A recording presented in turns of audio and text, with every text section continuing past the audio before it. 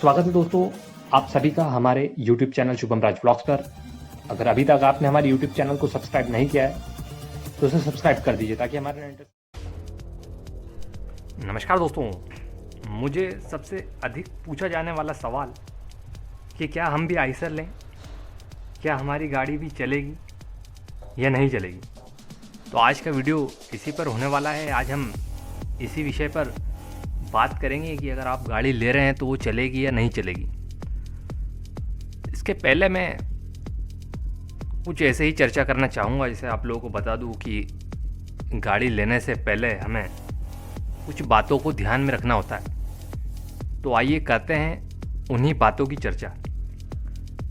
सबसे पहले नंबर 1 पर मैंने जिसे रखा है बिजनेस में पकड़। अगर हम गाड़ी ले रहे हैं तो क्या हमारी गाड़ी धंधे में, गाड़ी के बिजनेस में पकड़ है या नहीं है। अगर किसी को देख के हमने भी गाड़ी ले ली है तो उससे कुछ नहीं होने वाला है। आपको ये देखना है कि आपकी खुद की उस बिजनेस में कितनी पकड़ है, उसके बाद ही गाड़ी लेने की सोचें। नहीं तो किसी को देख के अगर गाड़ी ले ली है तो मुश्किल से 2 या 3 महीना आपके पास रहेगी। उसके बाद आप लोगों को उसे या तो बेच देना पड़ेगी या तो फिर फाइल पर ही किसी को दे देना पड़ेगी।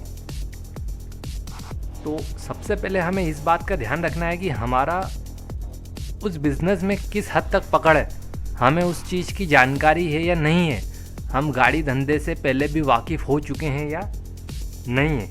ये सबसे महत्वपूर्ण बात यही है। कई लोगों के कमेंट होते हैं कि सर हमें भी गाड़ी लेना है, मुझे भी गाड़ी लेना है, क्या हम गाड़ी ले लें, कौन सी गाड़ी लें, कब लें, कैसे चलाएं, किस लाइन पर चलाएं। तो आज ये वीडियो उसी पर होने वाला है। तो जैसा कि मैंने बताया, बिज़नेस में सबसे पहले उस बंदे की बिज़नेस में पकड़ होना चाहिए, तो ही वो बंदा गाड़ी के बिज़नेस में सक्सेस हो पाएगा, नहीं तो उसमें सक्सेस नहीं हो पाएगा। दूसरी बात कि कौन सी गाड़ी लें। दूसरी बात करूँगा मैं कि अब हम कौन सी गाड़ी लें। तो दोस्तों, मैं ऐसी गाड़ी की सलाह दूंगा जो 10 टन माल ले सके। जी हाँ, मैं ऐसी गाड़ी की सलाह दूंगा जो 10 टन माल ले सके। ऐसी गाड़ियाँ मार्केट में कहीं अवेलेबल है। उदाहरण के तौर पे मैं बताना चाहूँगा, जैसे 2114, 3015, 3019 आदि कई गाड़ियाँ मार्केट में अवेलेबल है। और दूसरी बात, 10 टन का माल मार्केट में इजीली अवेलेबल हो जाता है। तो जो 10 टन का लोड होता है उसे ढूंढने में हमें ज़्यादा बोल सकते हैं कि मगजमारी या माथापच्ची नहीं करना होती है। तो ऐसी गाड़ी ले जो आसानी से 10 टन प्लस यानी कि 11 टन 12 टन भी पास करे, तो उसमें हमें कोई दिक्कत नहीं होगी। तो आप ले सकते हैं आयशर 2114, 1114, 3015। टाटा की कई गाड़ियां हैं जो 10, 10.5, 11 टन माल पास करती है। दोस्तों, यहाँ पर गाड़ी का कौन सी गाड़ी लें वो भी सबसे ज़्यादा महत्वपूर्ण बात रही है। अब हमने गाड़ी ले ली है जो करती है 20 टन माल पास और माल एक्चुअल में होता है 10 ही टन, तो वहाँ वापस हमें लॉस होगा। तो इससे अच्छा है कि गाड़ी वही लें जिसकी मार्केट में अभी कितनी वैल्यू है, अभी वो गाड़ी कितनी चल रही है।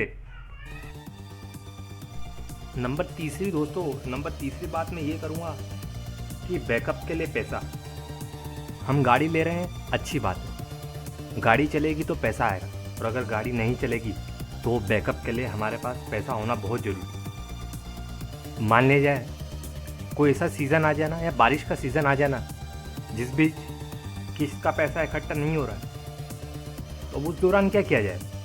तो इसलिए हमारे पास बैकअप यानी कि बैकअप के लिए भी पैसा हो कि मान लिया जाए अगर किस्त हमारी नहीं भर पा रहे हैं हम। दोस्तों, मैं आप लोगों को बता दूं 40 से 45 हज़ार के समथिंग गाड़ी की किस्त होती है अगर नई गाड़ी ले रहे हैं तो बैकअप के लिए भी पैसा होना बहुत ज़रूरी है। गाड़ी घोड़े का सवाल है दोस्तों। कोई भी गाड़ी में कभी भी कैसी भी कंडीशन बन सकती है, क्योंकि हम जानते हैं गाड़ियाँ सड़क पे चलती है। बहुत सारी रिस्क होती है। तो इसलिए हमारे पास बैकअप, जी हाँ दोस्तों, थोड़ा सा पैसा 50 से 60 हज़ार रुपये, 70-80 हज़ार रुपये हमारे पास पड़ा होना चाहिए कि मान लो किसी कंडीशन में हम फंस गए, वहाँ पे उस समय हमने उसे पैसा देने के लिए हमारे पास पैसा होना चाहिए। ऐसा नहीं हो कि पैसा ही नहीं है तो गाड़ी ही खड़ी हो गई, गाड़ी ही गिरवी रखना पड़े, तो वो कंडीशंस दोस्तों नहीं बनना चाहिए। ऐसे गाड़ी चलाने से कोई मतलब नहीं आएगा। तो तीसरी बात ये हो गई कि बैकअप के लिए हमारे पास में थोड़ा सा पैसा हो, 50 से 60, 70-80 हज़ार के समथिंग।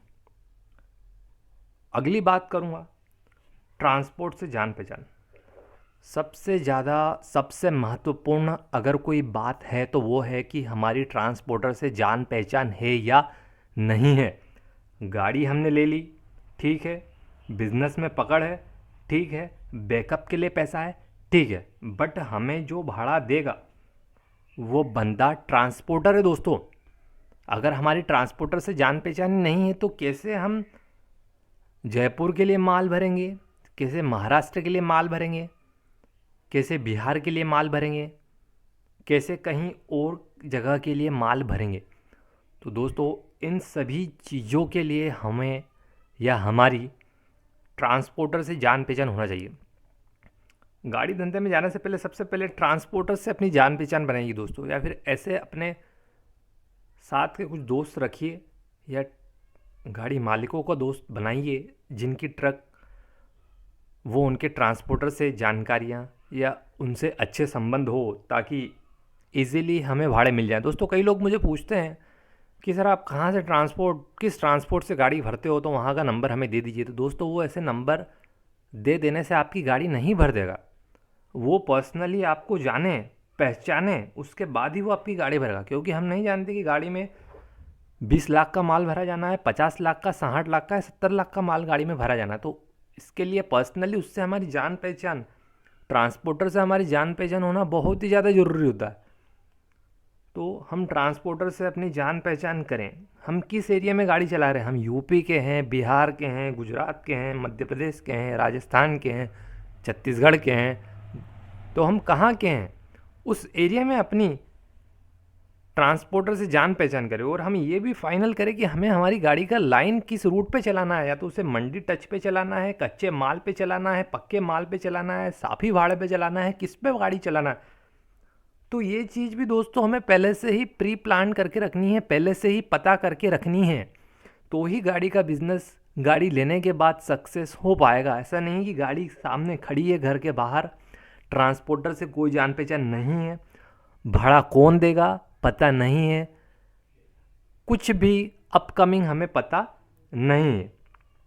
उसके बाद दोस्तों ड्राइवर, सबसे महत्वपूर्ण अंग अगर कोई है गाड़ी बिजनेस का, मोटर लाइन का, मोटर धंधे का, तो वो दोस्तों ड्राइवर होता है। ड्राइवर होना बहुत ज़रूरी है। और अपनी सलाह दूं, अपनी एडवाइस दूं, तो जब तक अगर घर का ड्राइवर हो दोस्तों तो पहली प्रेफरेंस, पहली प्राथमिकता उसे ही दें। क्योंकि घर का ड्राइवर गाड़ी को घर के समान रखेगा दोस्तों, उसकी टूट फूट का विशेष ध्यान रखेगा दोस्तों, कैसे चलाना है, कहाँ चलाना है, कैसे गड्ढे कुदाना है, कैसे टेपरे कुदाना है, वो सारी चीज़ों का दोस्तों, ये छोटी मोटी बातें हैं, ये सब छोटी मोटी बातें हैं, पर कहीं ना कहीं हमारी गाड़ी के लिए कहीं एक पत्ता भी टूट जाए तो बहुत अखरता है दोस्तों। तो दोस्तों ड्राइवर का सवाल रहा, तो ड्राइवर होना हमारे पास बहुत ज़रूरी है। गाड़ी लेने से पहले ड्राइवर की व्यवस्था कर लेना, गाड़ी लेना या मत लेना, बट ड्राइवर की व्यवस्था आपने पहले ही कर लेना है दोस्तों। ये हमारा लास्ट पॉइंट था, पॉइंट नंबर 5, कि ड्राइवर होना चाहिए। और ड्राइवर भी ऐसा हो दोस्तों कि जिसके रूट लाइन देखे गए हों। ऐसा नहीं कि कोई नौ सीखिया, मैं ड्राइवर की बुराई नहीं करूँगा, बट मैं ये भी नहीं कहूँगा कि हम कोई नौ सीखिया ड्राइवर रख लें जिसे ये ही नहीं पता कि गाड़ी में प्रेशर गेज कितना है ब्रेक लगाने के लिए, तो उसे यही नहीं पता हो, तो वो कैसे गाड़ी का रास्ता तिरपाल करेगा, कैसे वो किसी डेस्टिनेशन तक अपना गाड़ी का माल लेकर जाएगा। तो ये सब दोस्तों बहुत बड़ी बातें हैं। इन सभी बातों पर एक बार विचार कीजिए, विमर्श कीजिए, उसके बाद ही गाड़ी लेने का अगर आप सोच रहे हैं तो उसे फाइनल कीजिए। वीडियो अच्छा लगा हो दोस्तों तो मेरे यूट्यूब चैनल को ज़रूर सब्सक्राइब कीजिए। कमेंट बॉक्स में अपने कमेंट करके बताइए, अगर अभी भी ऐसा कुछ छूट रहा है जो मैंने नहीं बताया तो उसे भी मैं अगले वीडियो में बनाकर आप लोगों को क्लियर करने का प्रयास करूँगा। तो दोस्तों बिल्कुल बेफिक्र होकर गाड़ी ले लीजिए। अगर आपके पास ये 5 चीज़ें बहुत हैं, बहुत ज़्यादा हैं दोस्तों। धन्यवाद।